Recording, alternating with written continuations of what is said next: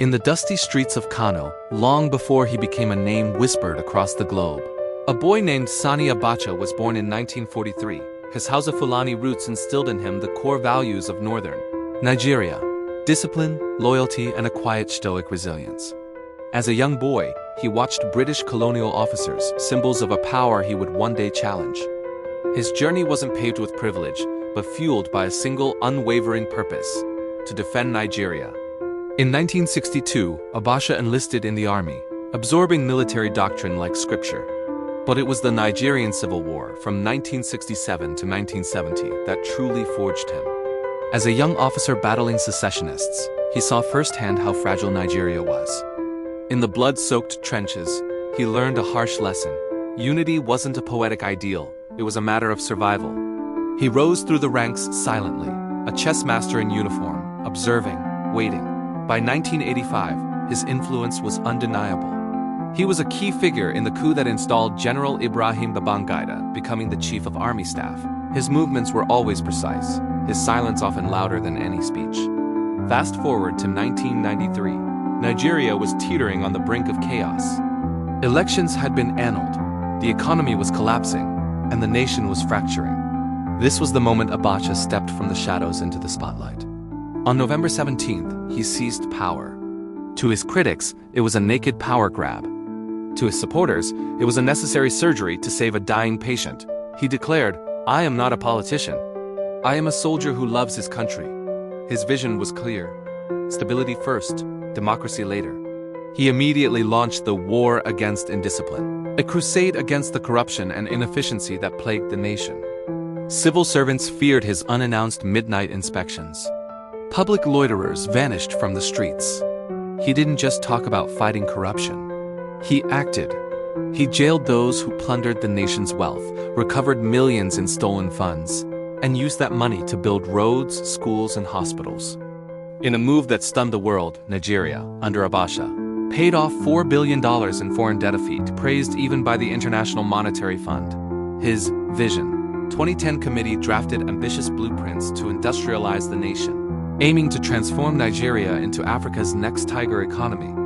But with great power came a deepening shadow. The execution of activist Ken Saro-Wiwa in 1995 sparked international outrage. Sanctions were imposed, choking Nigeria's economy. Yet Abacha stood unbowed, famously stating, "No nation dictates to Nigeria." While the West isolated him, he played a crucial role on the continent, funding ECOMOG peacekeepers who saved countless lives in Liberia and Sierra Leone.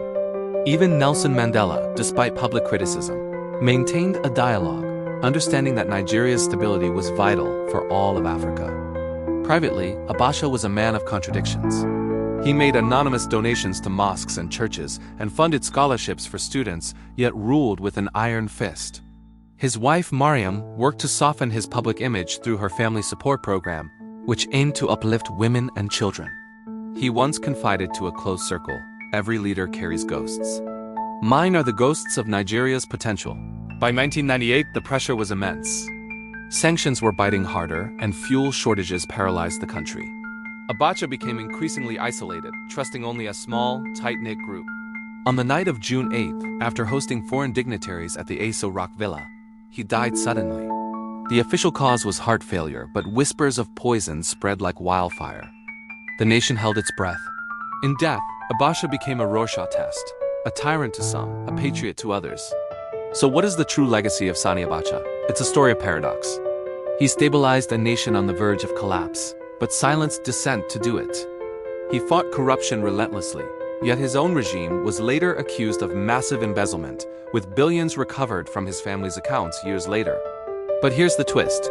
His authoritarian reign inadvertently paved the way for Nigeria's Fourth Republic, which began in 1999. It proves that even from the hardest ground, democracy can find a way to grow. Abacha's story is a powerful lesson in resilience. From the alleys of Kano to the presidential villa, he embodied unyielding grit. He teaches us that leadership is rarely about popularity. It's about making impossibly difficult choices for what you believe is the greater good. His life reminds us that our leaders are not saints or demons. They are complex human beings. Today, the debate over Abacha continues. But in rural villages, some elders still remember the soldier who gave them their first paved road. In Lagos, economists still cite his historic debt repayment. His legacy whispers a fundamental truth. Nations aren't built by perfect people, but by those daring enough to hold the line in a storm. For better or for worse, Sani Abacha was a man who loved his country enough to bear its immense weight. Nigeria endured. It endures. And in that endurance lies the complex, quiet inspiration of his story. Thank you for watching. If you found this story compelling, please like, share, and subscribe for more deep dives into history's most fascinating figures.